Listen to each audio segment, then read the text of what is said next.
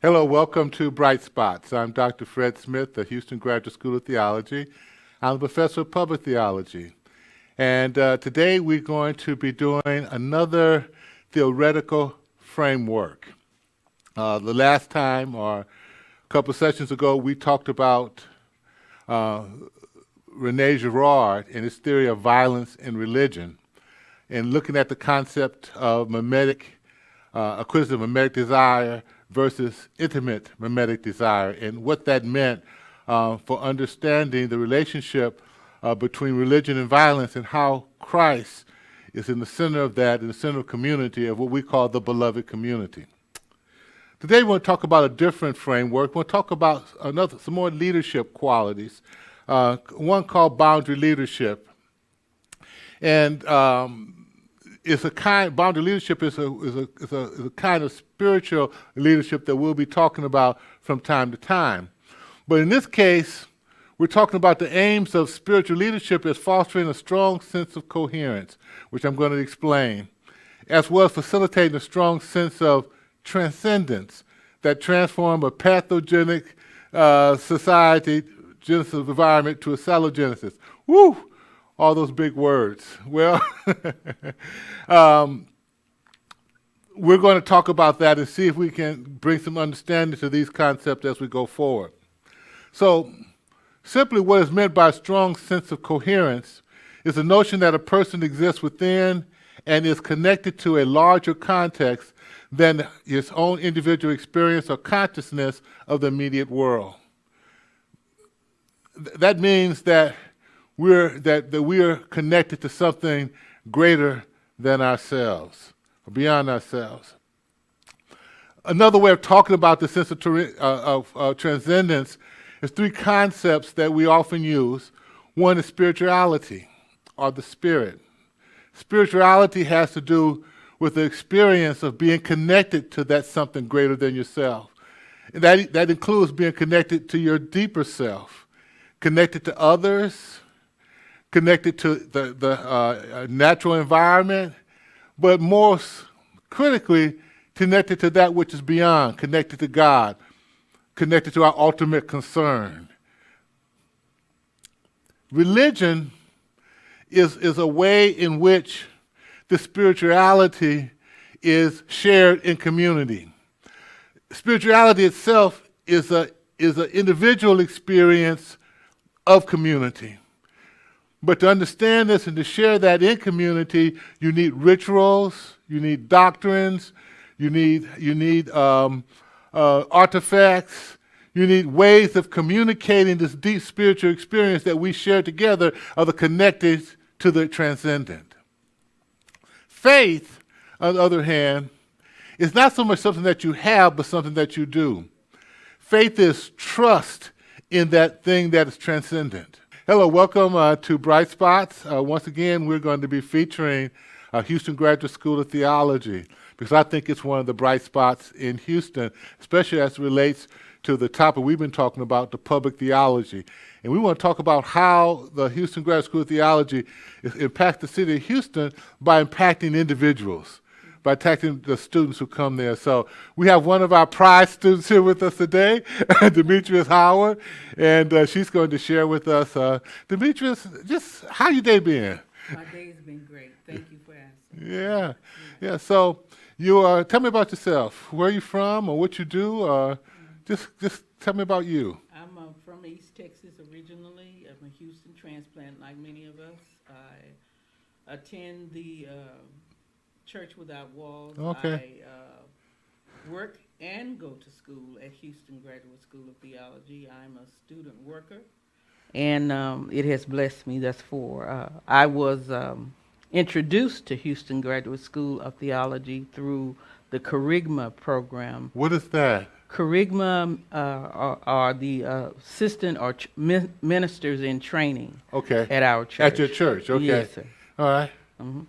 And from that program, I was introduced to the admissions director, and from her encouragement, and talked to several other schools as well, but ended up where I believe God placed me. Well, let's go back a minute. Why are you doing theological? Tell me about your life before before Okay. now, and why you, and what brought you to this point, and why are you doing theological education at all? Um, well, first of all, as my pastor says, I don't want to be out there messing people up, and that's a form. That is one of the goals of the MAC program, that we do no harm, Okay. as well as the theological piece.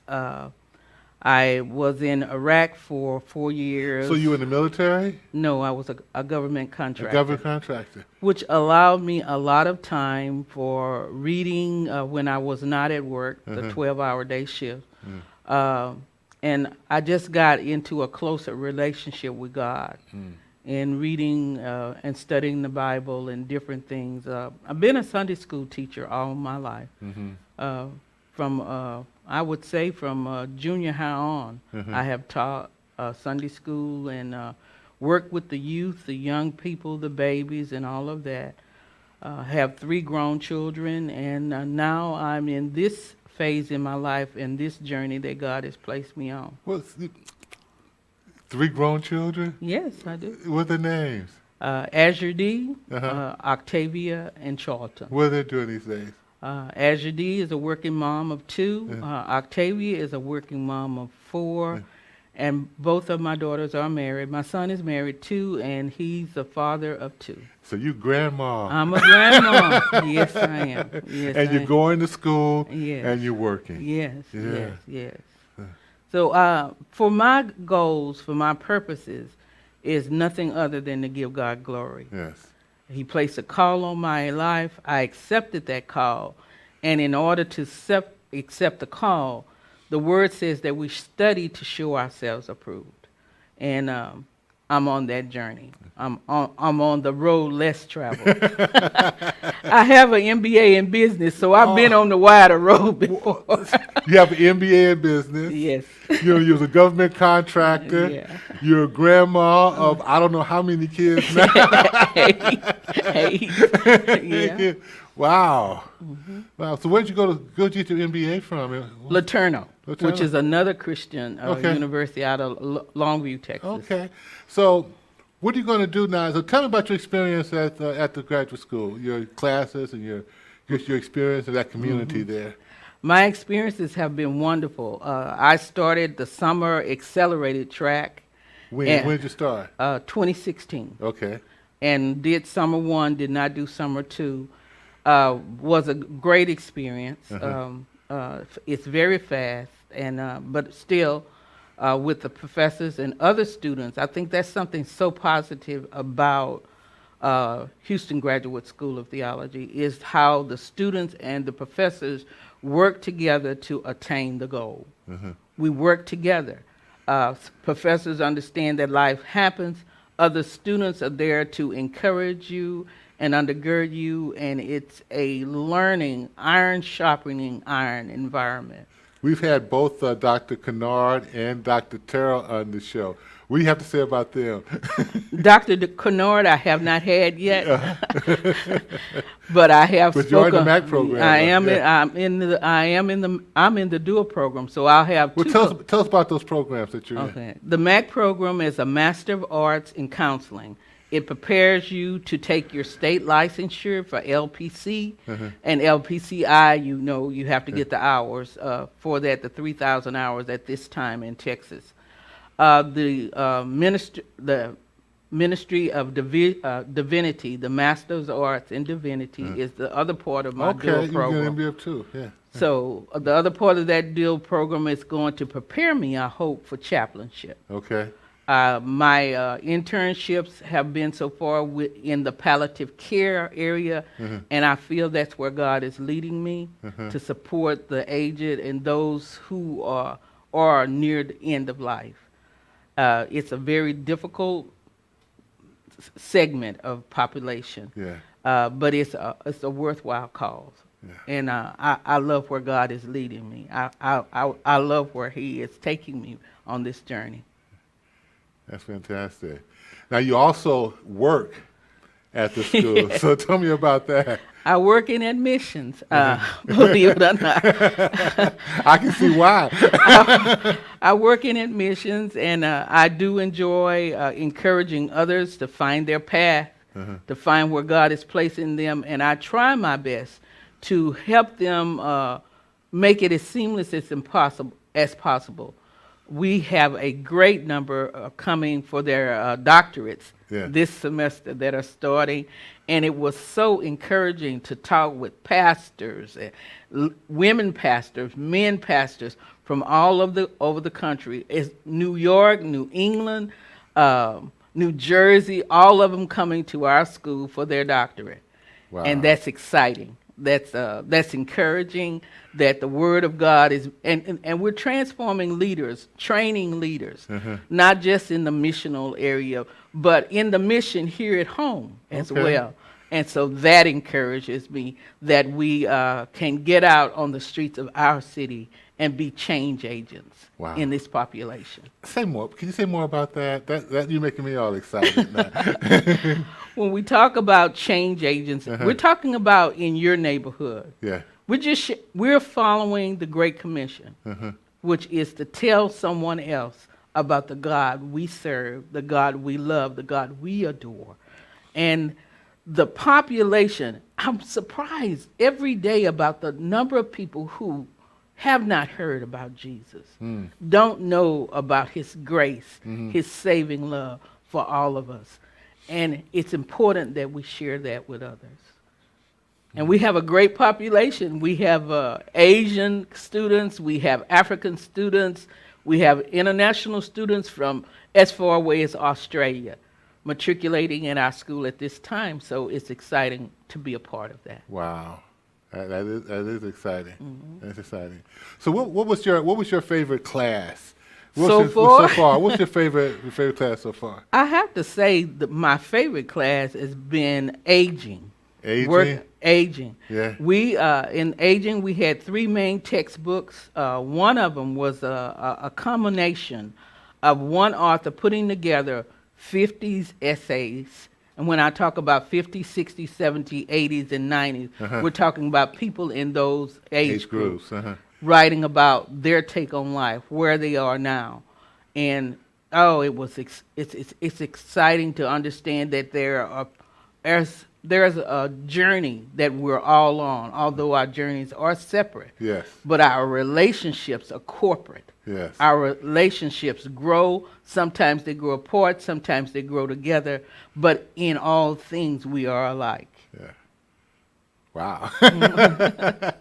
You're quite a preacher too, I bet. I hope I'm doing.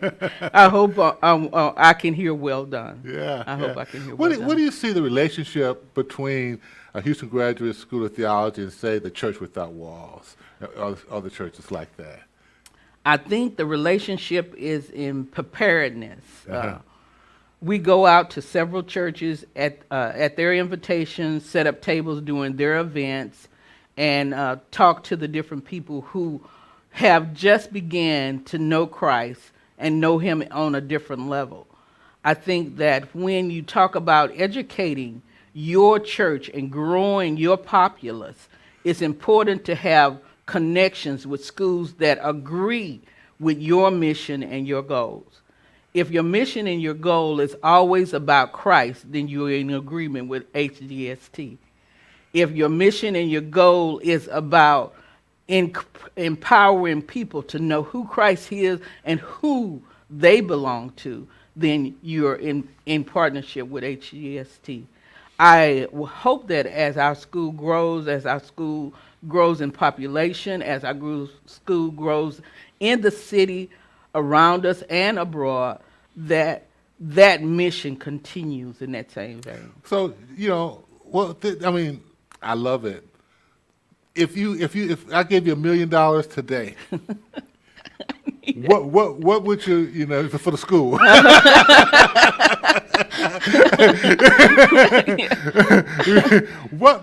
How would you see where we're going here in Houston? The third largest city in the nation, the most diverse city in the nation, that all parts of the world come through as international city. What kind of seminary would you like to see Houston Graduate School of Theology become? I think more of what it already is, which is an international base that doesn't look at sex. We have Methodist students, we have Baptist students, we have all kinds of different religious groups at our school. Yet we're all able to read and study and learn from the same Bible. And I think that's important. I don't believe that God looks at the different religions but more relationship. And I think that as our school grows, I would hope that relationship, that personal relationship building would be integrated part of that teaching of that sharing of that knowledge base continue to grow. How have you experienced? Because that's one thing that I've heard, over and over again since I've been. It's about these relationships, about the community. It is. How would you describe the community there? What are some of the ways in which people are in community and these relationships are built at HGST? I believe the community there, the relationships are built just by class members knowing the needs and wanting to be helpful in the needs of other class members. We have class members from Africa, but we have people from down the road in Galveston who somehow become great friends and partnerships. They study partners, they're test study partners. And as those relationships develop, a goal ensues in which everybody understands that it's not about us and our different groups, but it's about Jesus. And I love that. I love that. That's fantastic.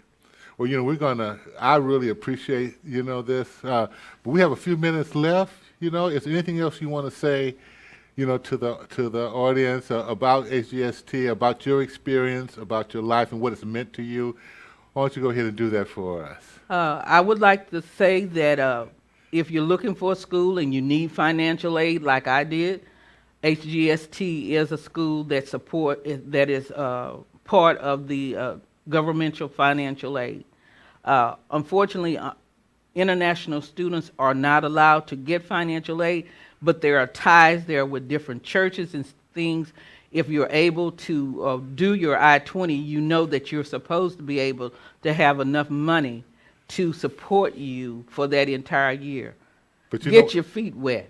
Come to HGST and give us a chance. One of the things I need to talk to you about this, we're going to be having a gala for 35th anniversary of Houston Graduate School of Theology, November the 11th, here in Houston. Oh, that's great. The place to be named yet, but Vasti McKenzie, Bishop Vasti McKenzie is coming to one be of a our speaker. board members and graduates. Yes, and so one of the things that we want to do is raise scholarships. Raise money for scholarships. You'll be hearing more about that. As we move forward. I don't think I think I misspoke. I don't think she's one of our board members No, or no, graduates. no. I think I know who you're talking about now. Yeah. I was thinking about someone You else. come about Juanita Rasmus. I was. Who is one of our board members and graduates. Yes, I was. Okay. Well, thank you, Demetrius, for being with us. Thank you. Okay.